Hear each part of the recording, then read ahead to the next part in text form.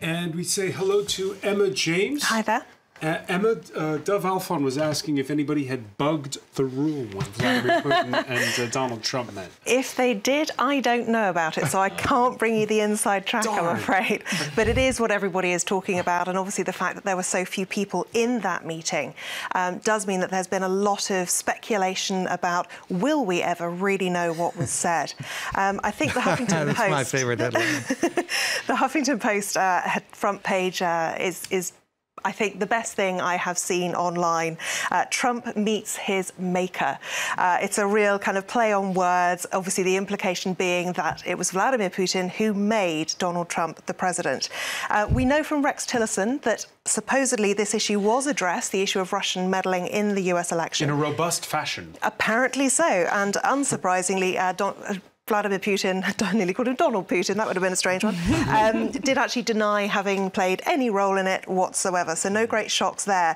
One thing that has surprised people online is that when the two men first met, that Donald Trump said he was honoured to meet Vladimir Putin, and lots of people noting that that wasn't reciprocal. What Putin said back was that he was delighted to meet him, and this Twitter user saying, I'll bet he is delighted to see the fruit of his work. So lots and lots of people very sceptical about this meeting. BuzzFeed's front page, there's rather unpleasant image there. You have to know your movies to understand this one. If you know Jerry Maguire, You Had Me at Hello, you've got You Vlad Me at Hello from BuzzFeed, which I thought was quite clever. Lots of people also saying that life is imitating art with this one. This is a photograph of Trump and Putin today, and if I scroll down a little bit, you see the two characters from House of Cards, the American version of the series, and of course that is the character Viktor Petrov, who is not exactly based on Vladimir Putin, but they carry the same initials. There are definitely some similarities there, and it's a very similar image indeed. Interesting perspective on this from Gary Kasparov too. This particular image, he says this photo is already everywhere in Russian media. He says Putin knows how to play this game. Trump is reaching to him. It's one of those things where you you wait for the other person to make all of the ground so that you look like the bigger man. Which brings us to a segment I guess we could call Handshake Punditry. Absolutely. Well, the media really is pretty obsessed with Donald Trump's handshakes. And sometimes you feel a little too much because it tends to overshadow the real sort of meat of the story.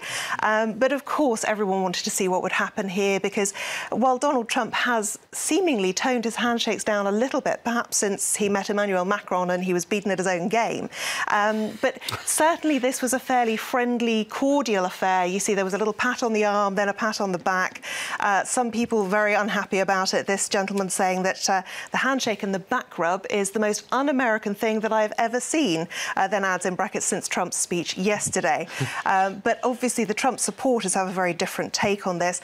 While Liberals have fits and meltdowns over their meeting, Trump and Putin shake hands and get down to business, you know, like leaders do. And to be fair, they had a 2-hour, 20-minute meeting. It was only scheduled to be 30 minutes. So clearly a lot of ground was covered. Quite how much of it we'll ever get to know about, I don't know. But certainly lots of people speculating. This was from Ann Telnays in the Washington Post. Has Putin saying, you're the smartest, the greatest, you have the best ratings, the biggest crowds, you're tremendous. And Trump says, Alaska's yours. Lots of people speculating that Putin would know exactly how to play Donald Trump, just appeal to his ego, massage it a little bit, and then he'd get whatever he wanted out of him. Another thing that I particularly liked, this is created by a Twitter user, this imagining the scene of that meeting. I'm not quite sure what movie that comes from, but it just made me laugh. The other thing to point out is that in Russia, this was so hotly anticipated. There was even a mobile phone created in honour of this meeting at the G20 summit. You can see it's engraved. It is genuine. I can see the furrowing of the brow there. It's created by a firm called Caviar. They specialise in very expensive, bespoke mobile phones. the Trump-Putin version will set you back, I think it's just over €2,600. There's already a Putin version. You can see that there. That's currently on sale, 20% off. Absolutely, it's a bargain if you want to go for that sort of thing. Is it signed by them? It is quite amazing. But the Trump-Putin one, it's interesting to note that they've done it on a very old-school phone, the Nokia 3310, which is a very iconic phone. I'm not sure whether they're trying to say that it's a bit backwards, or I'm not sure. I wouldn't like to speculate too much on that. Other things that I've spotted online, I thought this from Vice News was an interesting one. Trump and Putin's G20 greeting looked like a Tinder date. Perhaps a little harsh. It didn't look all that romantic to me, although clearly they looked fairly friendly. And some people felt that certainly the media, fake news, as this Trump supporter would say, not really playing fair with Donald Trump right now, because, of course, this handshake, which was supposed to have been a snub by the Polish First Lady, it actually does appear to have been a genuine mistake. She went straight to Melania, then turned back and shook the hand of Donald Trump. But where a lot of people edited it was at this point here, where it looked like she had genuinely ignored him. And I think if the media and people on Twitter want to avoid accusations of fake news, then you've got to be a bit more careful about how you edit things. All right. Give the full story.